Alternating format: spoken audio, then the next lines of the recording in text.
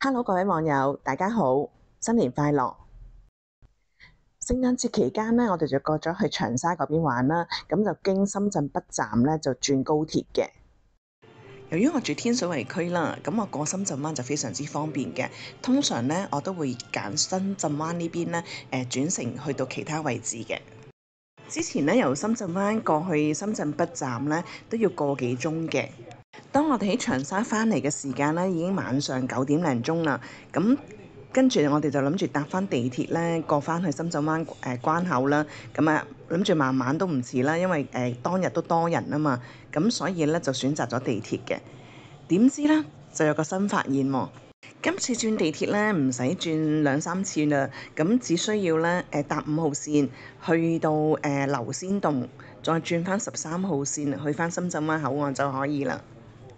大大咁樣咧縮短咗咧轉線嘅時間嘅，咁今程咧就只需要咧40零分鐘啫。所以日後返深圳北搭高鐵咧又縮短咗距離啦，即係我哋嘅喜訊。另外，如果你搭高鐵晚上先至返到深圳北，咁又唔知食咩好嘅話咧，咁你可以試一試咧喺流仙洞嗰度攞落車先，咁跟住咧就去返麗湖嘅方向，行返過去咧有唔少嘅夜宵咧可以選擇嘅，咁就唔使話返到香港咧驚冇嘢食啦。今日係元旦，我哋都係返咗嚟深圳消費嘅，歡迎免費訂閱老人丁生活頻道，支持老人丁生活頻道嘅俾個 like 我啦。將有用嘅資訊 share 俾朋友，亦都歡迎建設性嘅留言嘅。過嚟呢邊飲茶呢，就大新站落，喺呢個 C2出口。今朝一早呢，專程呢就陪屋企人呢過嚟呢，空腹抽血做一個檢查嘅，唔係做一個，係做幾項檢查。咁其實都係身體檢查嚟嘅啫。至於做咩檢查呢？其實我上一集呢提及到醫院嗰度都有講到㗎啦。只不過上次佢因為食咗嘢，所以就做唔到，所以今朝早呢一早就冇食嘢過嚟啦。咁之後呢就喳喳臨咧喺附近翠華呢就食咗個早餐。食完早餐之後呢，都係報告未出嘅，咁其中一個就出咗咯，咁但係其他嗰啲都未出，咁所以我哋又想即係睇埋報告啦，咁啊變咗呢，就揾埋晏晝睇下喺邊度食啦，咁啊上網呢，就 search 到呢一間月滿樓飲茶嘅。我呢個老人家呢，就叫陳芬，咁啊係粵點嘅4大天王嘅提出者。咁原來咧就已經喺1939年，即係話80幾年前咯。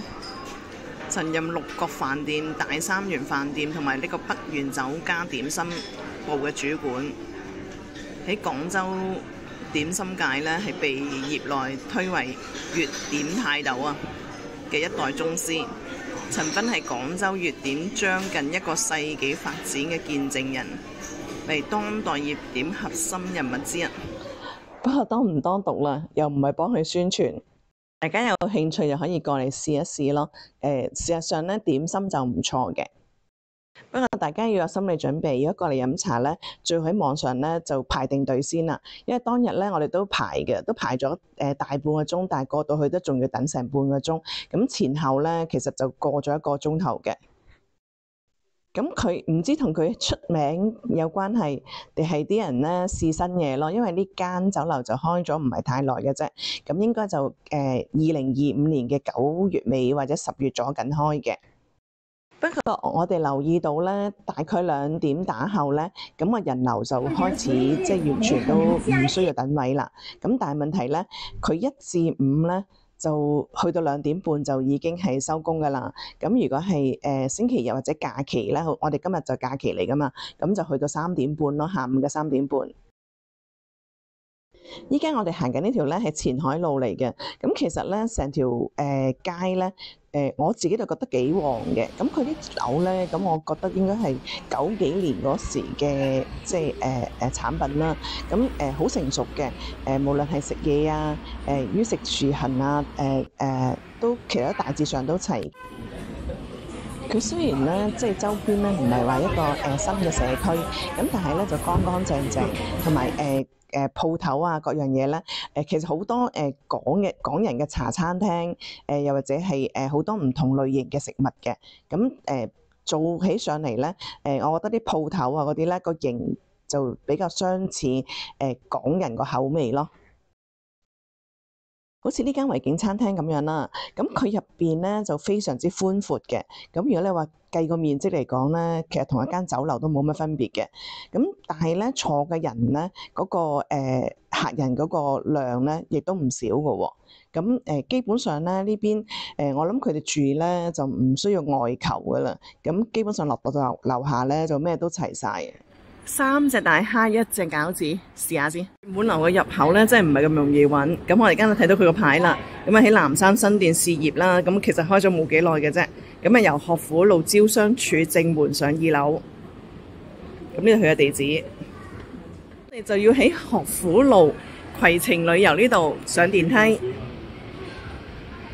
咁呢度啦就海德商業新德廣場招商處啦。哦，原來呢個係新德廣場，但我哋咧提前攞飛㗎啦，到依家咧搭到車過嚟咧，都仲要等10幾個咯。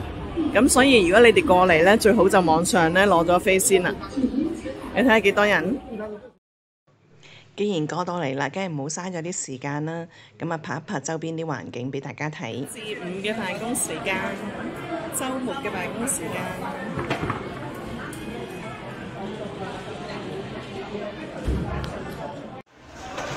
未食得，咁啊拍一拍俾大家睇下佢個環境啦。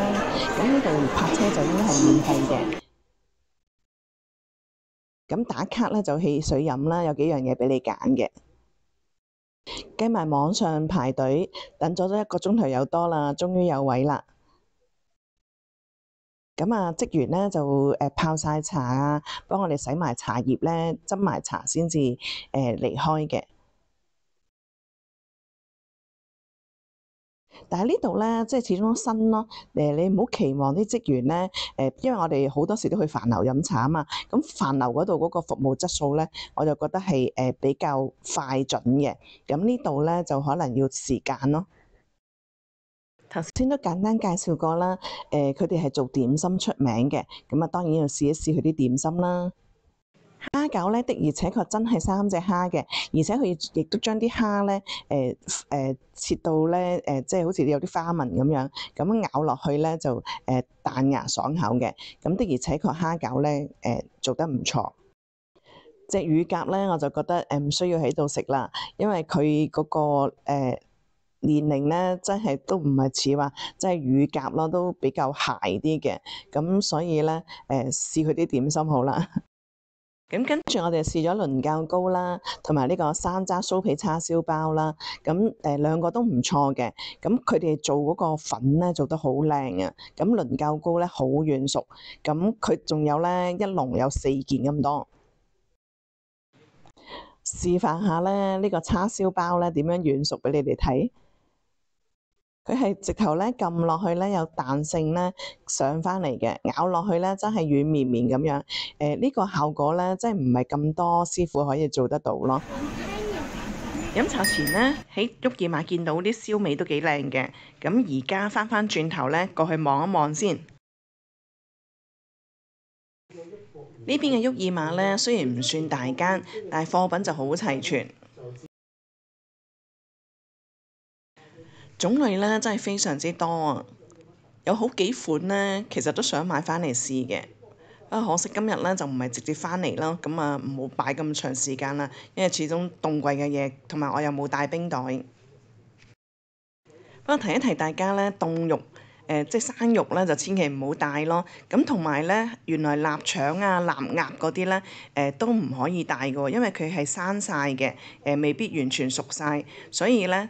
凡係生肉未烹調熟晒嘅肉咧，都係唔可以帶出嚟嘅。想享用到呢度平價嘅肉類咧，唯有就喺食肆食啦。其實除咗生肉之外，都仲有其他選擇嘅。我哋再望下先。今日咧主力都唔係話過嚟購物嘅，純粹係即係過嚟行一行。咁見到有沃爾瑪嘅，咁啊想入嚟望一望咧，有啲咩平靚正嘅嘢介紹俾大家嘅啫。29.99就一 pack，起碼2條啊，係嘛？2條，起碼2條。係咯，唔止添。望下先。3條。哇，3條29.9，亞帶可以帶嘅喎。係咩？不過麻煩咯，下次有冰袋先。係咯。6蚊幾重啊？即係2斤咯，內地嘅2斤咯。係咯。枇杷金，咁佢有呢隻1 pack 嘅，咁1 pack 2、4、6、8、9幾多錢呢？都差不了多少，好吧19.9。應該就20蚊咯，19.9。係啊。嘅呢啲20蚊一盒咯。好重添喎。佢有睇下有個重量。1.5啊。1.5 K。即係3斤咯。1.5 K 咯。3斤20蚊。最終就買1、2樣嘢嘅，一盒巴巴金同埋一盒燒鴨。巴巴金就19.9，燒鴨咧29.9。燒鴨咧，佢嗰個份量即係大概係即係個下裝多啲咁樣啦。咁如果你話照稱嘅話咧，應該係1斤鬆啲咯。另外頭先飲茶嗰度咧，唔記得咗講俾大家聽嘅。咁如果你哋埋單之前咧，就喺大眾點評嗰度買代用券啦。咁買80蚊咧，就當100蚊用，慳翻啲錢咧，又可以嘆多杯咖啡啦。另外有題外話咧，咁我之前都有講過咧，12月25號咧，聖誕期間咧，我哋就去咗長沙嘅。咁當時咧，我哋經深圳北嗰邊轉高鐵啦。咁當時都預鬆咗時間㗎啦，咁啊大概都預咗1個鐘頭多啲咧，最多諗住過到去坐下咁樣。點知咧嗰日出發嘅時間咧就超多人啊！咁啊，就算我哋喺呢個深圳灣過去咧搭巴士嘅時間咧，喺橋都已經開始塞車啦。咁跟住去到過關嘅時間咧，直情大陸嗰邊截龍啊！係即係限制人流過去，咁變咗啲時間遇到好悶咯。咁我哋就算過到去咧，真係爭幾分鐘就即係錯過咗個班車啦。咁變咗咧過時過節咧，就即係大家要注意呢一點咯。如果可以嘅話，真係情願喺九龍上車咯。今日講到呢度啦，希望大家出外旅行路路暢通，玩得開心啲。多謝收看，再見。